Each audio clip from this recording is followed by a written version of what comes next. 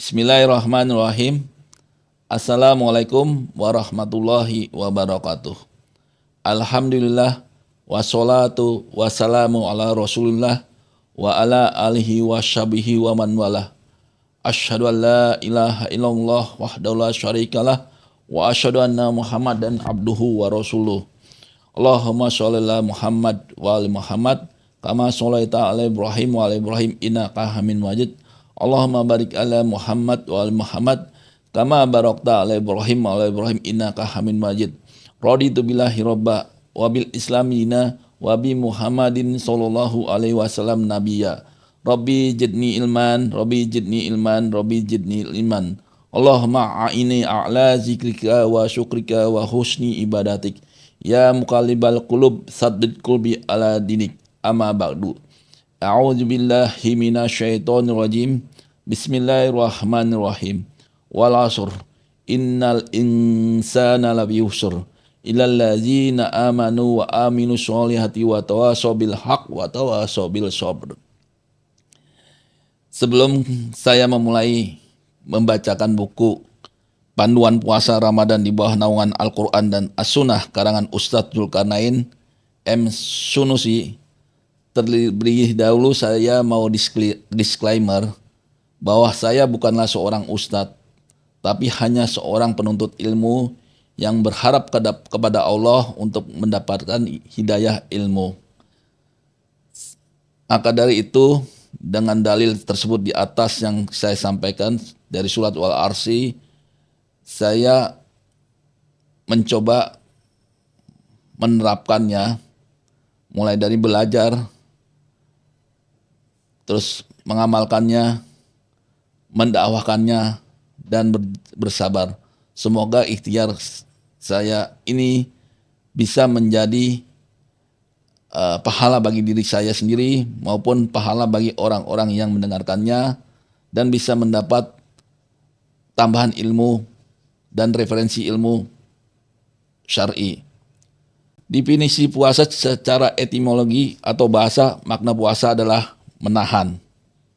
Dalam bahasa Arab, orang yang diam disebut dengan sya'im atau orang yang berpuasa karena ia menahan diri dari pembicaraan. Seperti dalam firman Allah Ta'ala yang artinya, jika kamu melihat seseorang manusia, katakanlah, sesungguhnya saya telah bernazar puasa untuk Allah yang Maha Pemurah, maka saya tidak akan berbicara dengan seorang manusia pun pada hari ini. Surat Maryam ayat 26. Adapun secara terminologi istilah, puasa adalah menahan sesuatu pada waktu tertentu oleh orang tertentu dari perkara-perkara spesifik yang disertai dengan niat. Menahan sesuatu tertentu yaitu menahan diri dari makan, minum, dan jima. Waktu tertentu yaitu pada bulan Ramadan sejak fajar sholat subuh terbit hingga matahari terbenam.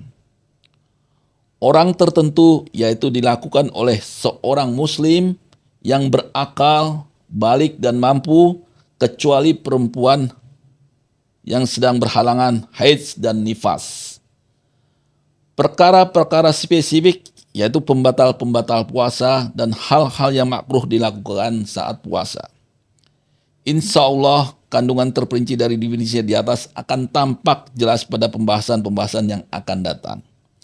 Sedangkan awal kewajiban puasa Ramadan ditetapkan bermula pada tahun 2 Hijriah pada bulan Sya'ban.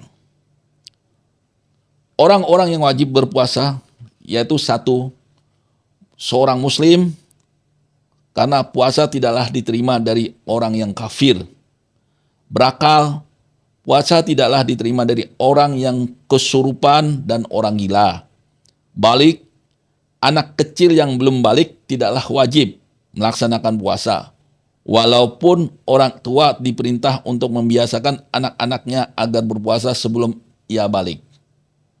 Mampu berpuasa, tidak ada kewajiban berpuasa terhadap orang sakit, laki-laki dan perempuan tua, serta perempuan hamil atau yang sedang menyusui sebagaimana rincian yang akan diuraikan dalam pembahasan-pembahasan yang akan datang. 5. Mukim, bukan musafir. Bukan musafir diperbolehkan untuk tidak berpuasa, karena musafir diperbolehkan untuk tidak berpuasa pada saat melakukan perjalanan. 6. Tidak ada penghalang berupa haid maupun nifas. Perempuan haid atau nifas tidak boleh berpuasa sebelum bersih dari haid dan nifas tersebut. Sedangkan dalil-dalil puasa adalah yang artinya, wahai orang-orang yang beriman, diwajibkan atas kalian untuk berpuasa sebagaimana diwajibkan atas orang-orang sebelum kalian agar kalian bertakwa, yaitu dalam beberapa hari yang tertentu. Maka barang siapa di antara kalian sakit atau berada dalam perjalanan lalu berbuka, dia wajib berpuasa sebanyak hari yang ia tinggalkan itu pada hari-hari yang lain.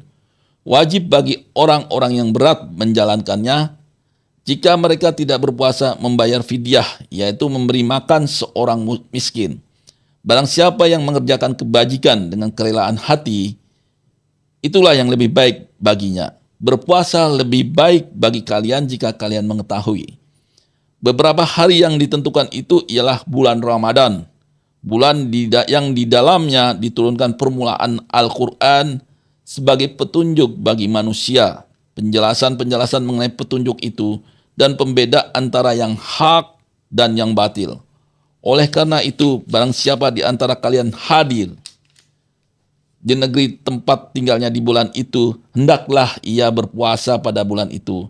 Dan barang siapa yang sakit atau berada dalam perjalanan lalu berbuka, dia wajib berpuasa sebanyak hari yang ia tinggalkan itu pada hari-hari yang lain. Allah menghendaki kemudahan bagi kalian dan tidak menghendaki kesukaran bagi kalian. Hendaklah kalian mencukupkan bilangan bulan itu dan hendaklah kalian mengagungkan Allah atas petunjuknya yang diberikan kepada kalian supaya kalian bersyukur. Al-Baqarah ayat 183 sampai 185. Selanjutnya dalil yang lain adalah dari hadis Abdullah bin Umar riwayat Al-Bukhari dan Muslim. Nabi SAW menerangkan bahwa puasa adalah salah satu rukun Islam yang agung dan mulia. Artinya, Islam dibangun di atas 5 perkara. Pondasi syahadat la ilaha illallah wa anna Muhammad Rasulullah, mendirikan sholat, mengeluarkan zakat, berhaji ke rumah Allah, dan berpuasa di bulan Ramadan. Juga dalil lainnya adalah hadis Tolhah bin Ubaidullah radhiyallahu anhu, riwayat Al-Bukhari dan Muslim, ketika seorang Arabi bertanya kepada Rasulullah SAW tentang Islam. Beliau bersabda yang artinya, sholat 5 waktu diwajibkan dalam sehari dan semalam. Maka ia berkata, apakah ada kewajiban lain terhadapku? Beliau menjawab, tidak ada kecuali hanya ibadah sunnah. Juga puasa Ramadan. Maka ia berkata, apakah ada kewajiban lain terhadapku? Beliau menjawab, tidak ada kecuali hanya ibadah sunnah. Dan Rasulullah SAW menyebutkan kewajiban zakat terhadapnya. Maka ia berkata, apakah ada kewajiban lain terhadapku?